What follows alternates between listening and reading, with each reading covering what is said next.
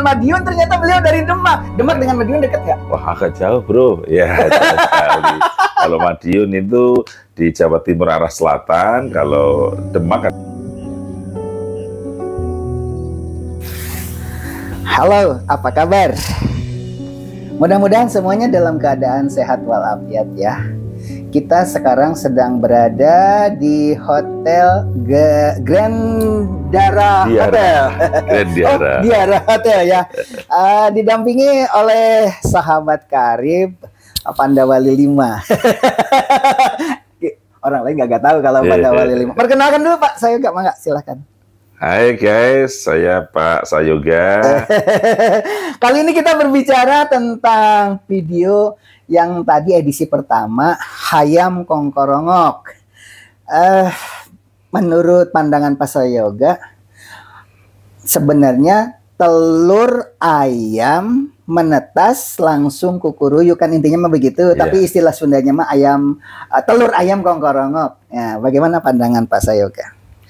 Ya, telur ayam kongkorongok ya di semua suku bangsa di Indonesia. Ini kebetulan ini bahasa Sunda, tetapi kalau diterjemahkan dengan berbagai konsep bahasa ibu, bahasa daerah kita, tentang setiap suku ada. Kebetulan guys, saya dari Sunda ke arah ketimuran dikit dari Jawa. Ya, sebetulnya kalau diajarin sebentar dulu, emang Jawa mana aslinya? Jawa Tengah bro. Ya. Cirebon. Bukan bro, dari Demak. Ya, jadi saya keturunan Madiun. Ya. Demak dengan Madiun dekat nggak? Wah, agak jauh bro. Ya, jauh sekali.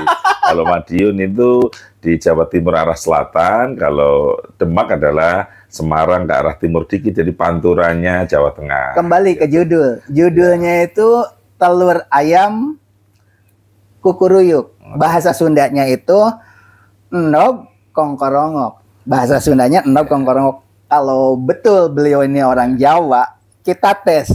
Karena ini penonton kan dari Sabang sampai Merauke. Beliau bahasa Jawa. Enob Kongkorongok. Ya, kalau bahasa Jawa.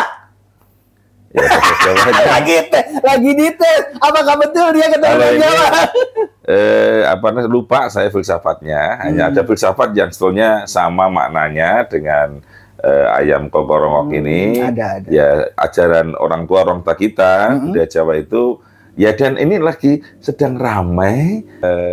Jangan seperti telur ayam kongkorongok. Kalau di bahasa Jawa, ojo gigi mongso. Nah, kita percaya kalau beliau orang Jawa ya. Ojo gigi mongso. Jadi artinya jangan cepat-cepat berambisi ketika kita baru lahir begitu. Jangan lupakan proses. Semuanya by proses bro. Ya, proses itu dari kepala sekolah, kepala dinas, ketua partai. Ya. Sebenarnya konsep kita ayam kongkorongok itu supaya kita itu menghargai orang yang sudah sepuh, menghargai orang yang sudah punya pengalaman. Karena apa? Orang yang lahir duluan. Tidak semua guru berprestasi memiliki kesempatan mendaftar jadi guru penggerak. Dibatasi usia maksimal, ternyata guru penggerak jadi syarat jenjang karir. Hal ini membunuh karir orang yang berpengalaman di bidangnya. Orang yang memiliki segudang prestasi itu akhirnya terkubur karena tidak punya tiket.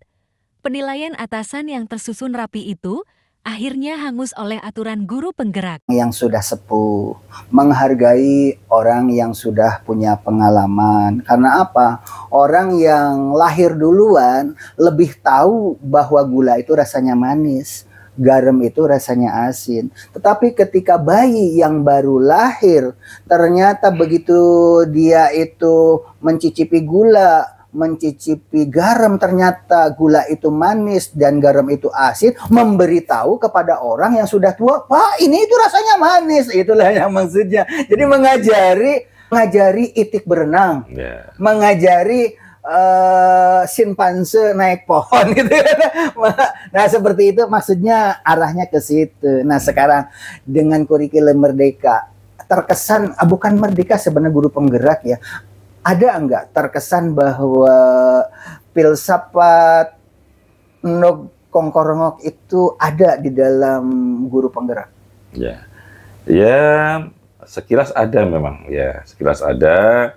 arahan-arahan pimpinan kita yang sering sharing dengan kementerian, ya ketika pokoknya kalau proses ya orang dari baru lulus kuliah, baru tamat pendidikan tertentu langsung menjabat memimpin suatu organisasi, itu pasti disimbolisasi dengan tadi ayam kongorongok tadi. Jadi guru Perlu diingat, semua pepatah leluhur itu punya makna mendalam dan punya konsekuensi jika dilanggar. penggerak pun sama, ketika guru penggerak mendapat peluang.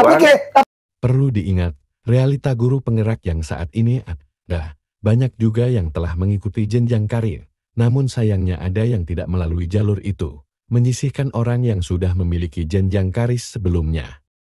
Ibu, bahasa daerah kami di Jawa Tengah, Jawa Timur juga sama. Itu adalah ada ojo gigi mongso. Gigi mongso itu artinya belum saatnya, tetapi langsung diserai itu, cerai ini, memimpin itu. Ya memang ya tunggulah kehancuran gitu. Ada cerita. Jadi katanya kalau kita masak nasi liwet itu ada aturannya. Begitu airnya sudah surut, apinya dikecilin. Jadi durasinya lama. Akhirnya tidak melahirkan gosong di bawah. Ya, dan nasinya matang semuanya. Matang dengan sempurna. Tapi kalau gerasak-gerusuk, udah karena harus cepat matang, apinya diperbesar. Akhirnya setengahnya gosong di bawah. Ya, itulah karena belum saatnya dipaksa harus mateng di pemimpin RT, RW, ini diskusi di dalam kamar Grandiara ini. Ya.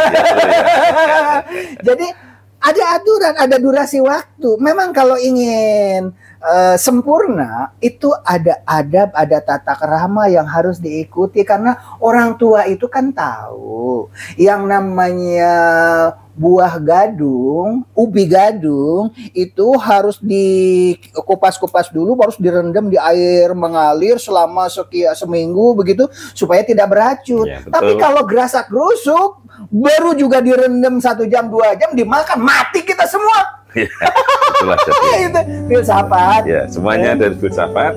Yang orang yang ingin sukses pasti harus punya memahami filsafat itu, bro. Ya. Tapi ini kepanjangan kita bicara. Ya. Ada pesan-pesan terakhir?